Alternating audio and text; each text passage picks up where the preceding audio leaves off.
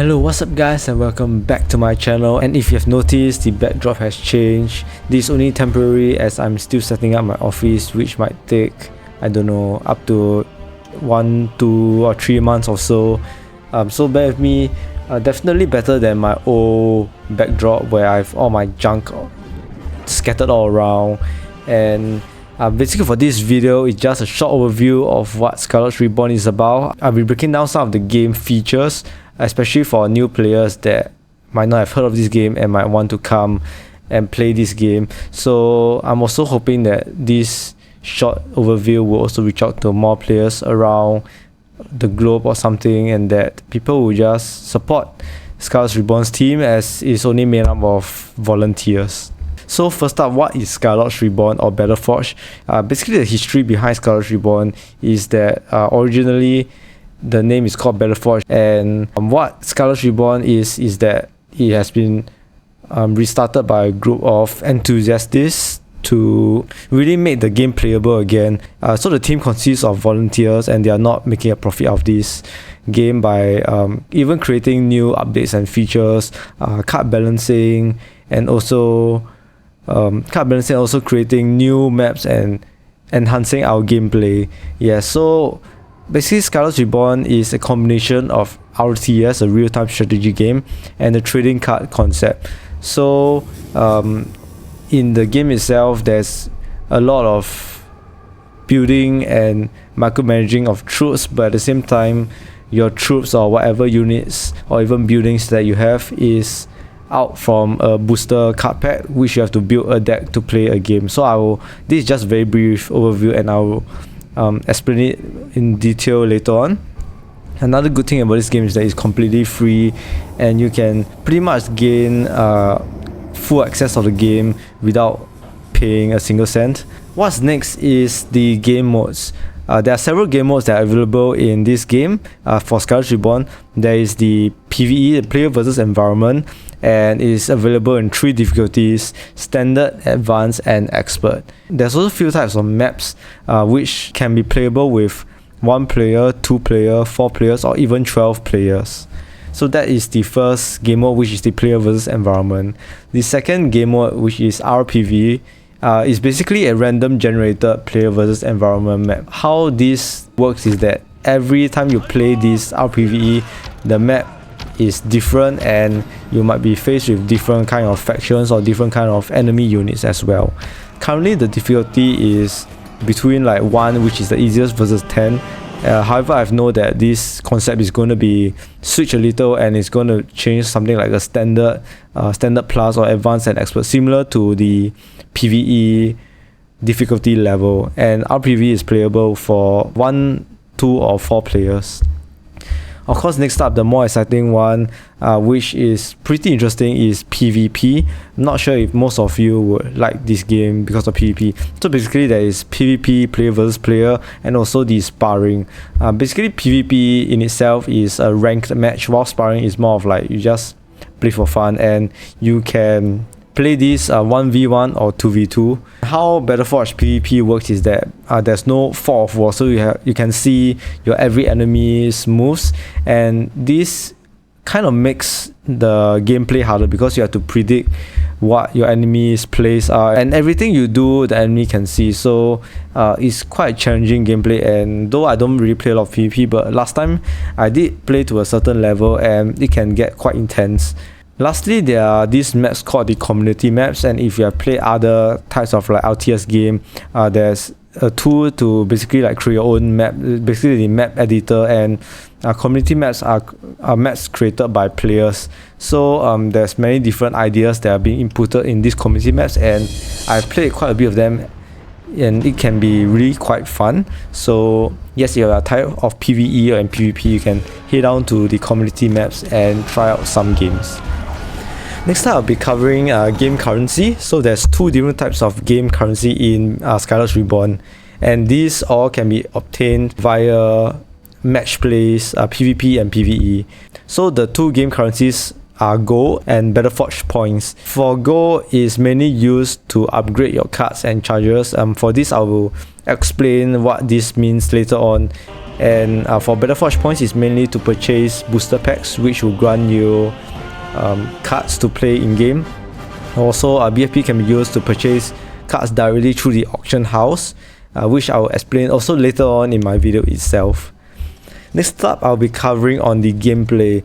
So basically, as I've mentioned, there's PvE, PvE and PvP, and basically for each of these game modes, how the gameplay works is that you have to build a deck of a maximum of 20 cards. So in this game itself, you can only use the cards that you have placed in your deck to play the game, which means that out of the hundreds of cards in Skylords Reborn, you can only choose these 20 cards to play whichever campaign or PvP match. So this means that you have to strategize what cards would be better or what kind of game style you would really want to move forward in playing this game.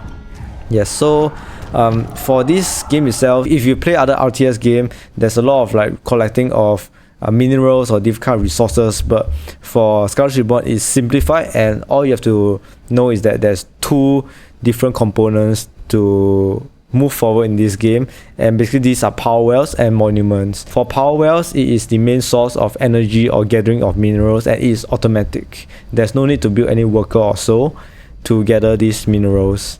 The second part of this is the monuments. So basically every card has a circle placed at the top right of their card, and the more orbs or monuments they need, the stronger the cards are, or basically like there's tier 1 to tier 4. So basically tier 4 requires 4 monuments. For gameplay, there's also various objectives depending on PvP or PvE. So for PvE, there's objectives to complete. If you fail these objectives, you basically lose the game. For PvP, it's very simple. You just eliminate your opponent and then you win the game. Next up is a brief intro on what the cards are, and I've also mentioned the upgrades and charges. So like any other card game, there's stats placed on the cards and like which faction or which color the cards are. And what upgrades and charges mean is that cards can be upgraded to be a stronger version of the card. So think of it as you have a card and then you can upgrade it 1, 2 and 3 times, which means that the third upgrade is the strongest. Yeah, so the second part about cards are charges, and charges allow you to play the cards consecutively. So this means that if you have more charges, you're able to constantly play the card without hitting the cooldown, because if you play a number of times for the same card, you hit a cooldown, and the charges help you to give you more cards of that same sort to play with. For cards, there are different faction and colors, mainly fire cards, frost cards, shadow cards, nature cards, twilight cards, which is the green and fire cards, nature and fire cards, lost souls, which is a mixture of shadow and frost. We have the bandit, which is a mixture of shadow and fire, and we have the enemy cards, which is a mixture of nature and shadow.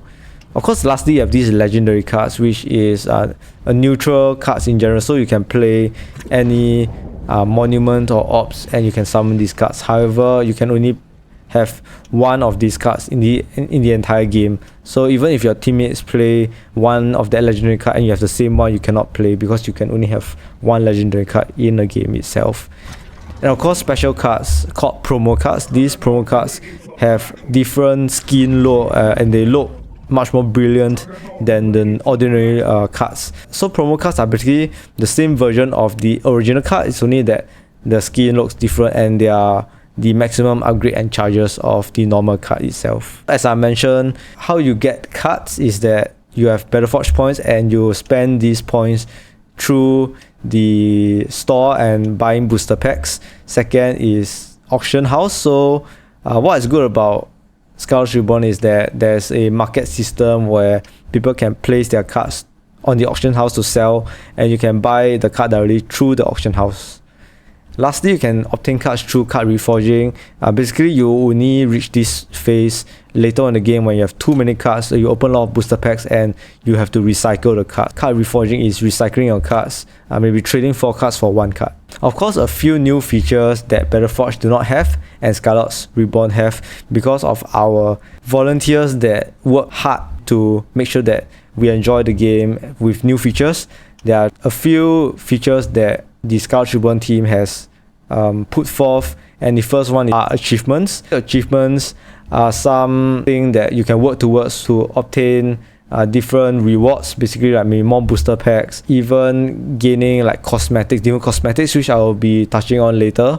Achievements are basically maybe towards the later end game where you're kind of like explore all the features of Skylords Reborn and you want something more exciting. So achievements are there to make things exciting. Yes. Secondly are cosmetics, and you can find them under your player profile. Basically for cosmetics, you can change like your title, how your avatar looks, really nice skins there. Yeah, so I think they have really done a good job in creating many different cosmetics, and in the future there are more to come. And lastly, of course, community events. Basically, these are events where there are different objectives to complete a particular map, and usually this comes with many different restrictions. So I think the beauty with community events is that we get to see other players' strategy and how each of our approach to complete the map, with some really fun ways to win the game and also to speed run the game. And honestly, having watched many of the streams and even participating in these events, even though I have played this game for a long time, there is really plenty of room to improve from other players' gameplays. Yes, so I hope that this video encourages you to play the game. I know it's really long, and I also hope that you subscribe to my channel.